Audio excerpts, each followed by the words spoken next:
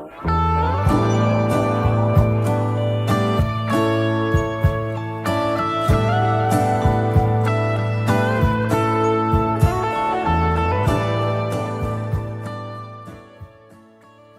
and welcome to our second week on the theme of LGBTQ plus inclusion for Awakened. You know, a lot of times people will look at the Bible and they'll say there's no example of same-gender relationships in the Bible. But that's just not true, and we need look no further than the relationship between David and Jonathan. Now, it's true that David was married to multiple women, and there's also this whole other morally problematic mess of David desiring Bathsheba and raping her. But the text clearly describes a special relationship between David and Jonathan that was almost certainly romantic.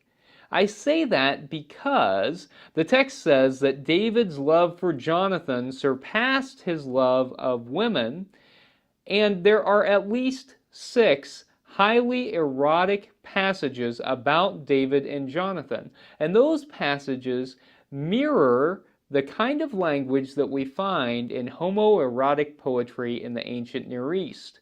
And it seems pretty clear that the author was suggesting that David and Jonathan had a romantic relationship.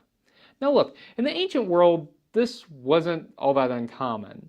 And that didn't necessarily define who you were and how you interacted with the world.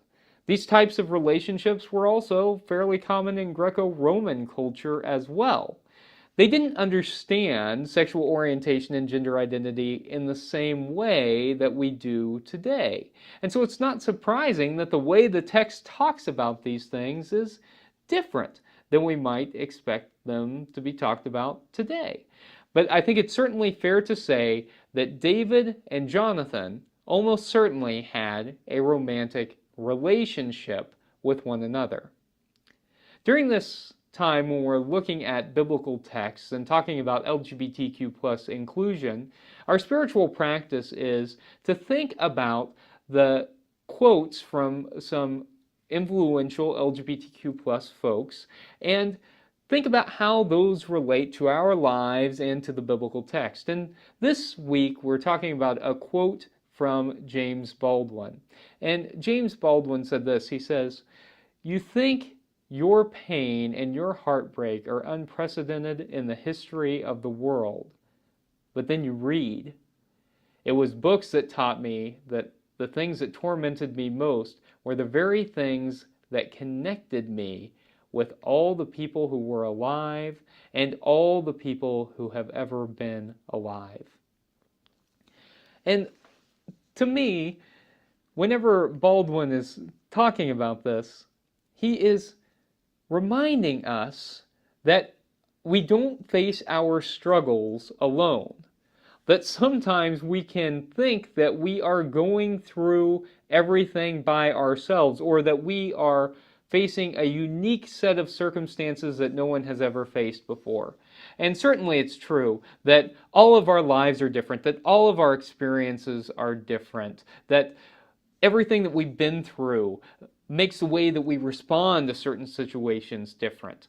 There are no universalized experiences. However, it's also true that the human condition is beautiful and wonderful and terrible and sad and hard and all the things. And that people have been trying to make sense of the world since we've been around.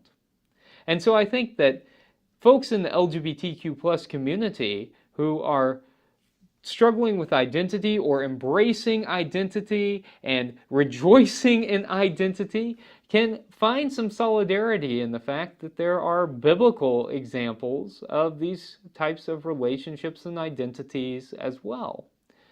Whether we find folks like Jonathan and David who are in a same-gender romantic relationship that is consensual, or whether we find examples like a eunuch in the Gospel of Matthew who may likely have been someone who we might consider, say, asexual today. That there are all types of examples of LGBTQ plus folks in the text. And not just in the Bible itself, but as we read the work of theologians and Christians and just people throughout history, there's a realization, I think, that the struggles we have are not ours alone, but we are all in this life together and we are all connected. What do you make of Baldwin's quote? Or what do you make of the story of David and Jonathan?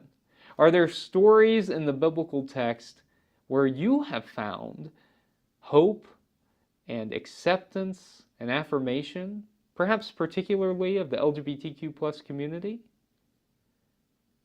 In the biblical text, I find hope of radical inclusion and incredible hospitality, and of course God's all-encompassing love, and I give thanks for that. May it be so